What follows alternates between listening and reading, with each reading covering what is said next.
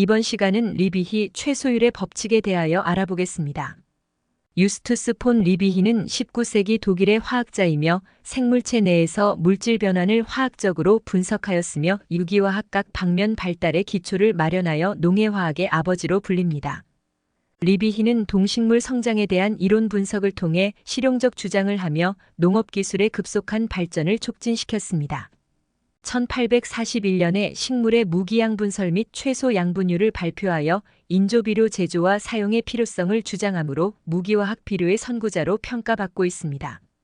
오늘날 식물의 필수 원소로 확인된 것은 수소, 탄소, 산소, 질소, 칼륨, 칼슘, 마그네슘, 인, 황, 염소, 붕소, 철과 망간, 아연, 구리, 몰리브덴의 16개 원소이다. 16개의 필수 원소들은 식물체 내에서의 필요량이 각기 다르지만 생장에 미치는 영향은 어느 원소나 마찬가지로 중요합니다. 따라서 어느 한 원소만 부족해도 식물은 정상적으로 자랄 수 없게 됩니다. 이와 같은 이유로 식물을 충분히 생장시키고자 할 때에는 모든 필수 원소들을 식물이 필요로 하는 양만큼 충분히 공급해주는 것이 무엇보다도 중요합니다. 그러나 실제로 식물이 생장하는 데 있어서 여러 필수 원소들이 여전히 균형 있게 공급되는 일은 매우 드물며 어떤 원소의 공급이 다른 원소들에 비해 상대적으로 식물이 요구하는 양을 만족시키지 못하는 경우가 종종 있습니다.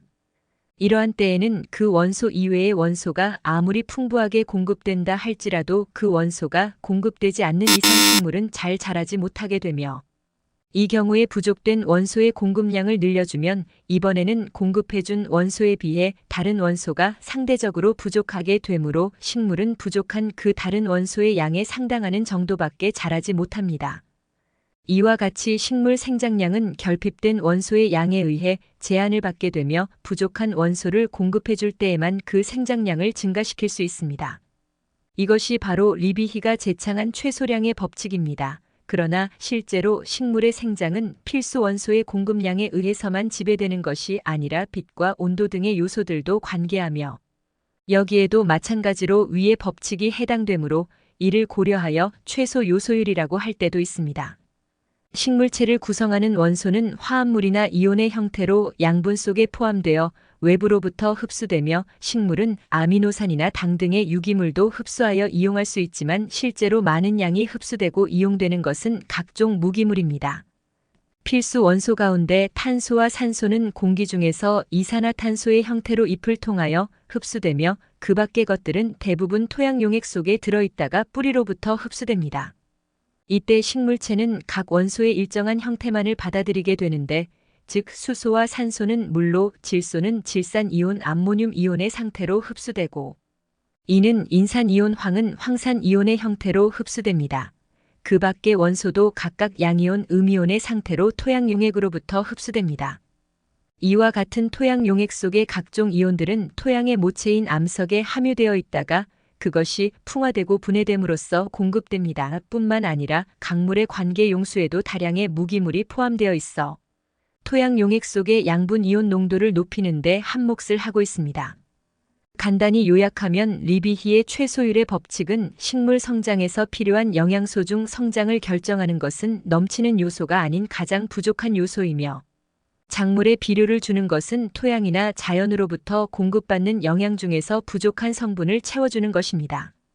작물 생육에 필요한 양분으로는 많은 양이 필요한 다량 원소와 상대적으로 적은 양이 필요한 미량 원소가 있지만 모두 적정량이 있어야 하며 한 가지 성분이라도 부족하면 정상적인 생육이 어렵게 됩니다.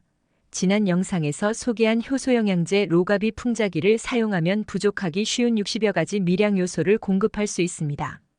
또한 작물의 생산량과 비료 사용량은 경제적인 관계가 있기 때문에 경제적인 생산량을 얻을 수 있는 비료의 적정 사용이 중요합니다.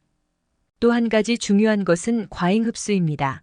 작물은 많이 존재하는 양분이 있으면 생리적으로 필요 이상의 양을 흡수하는 성질이 있는데 이를 과잉 흡수라고 하며 이와 같은 성질은 작물의 생육 초기에 나타나지만 잘 드러나지 않으므로 쉽게 인지하지 못하여 생육을 더디게 합니다.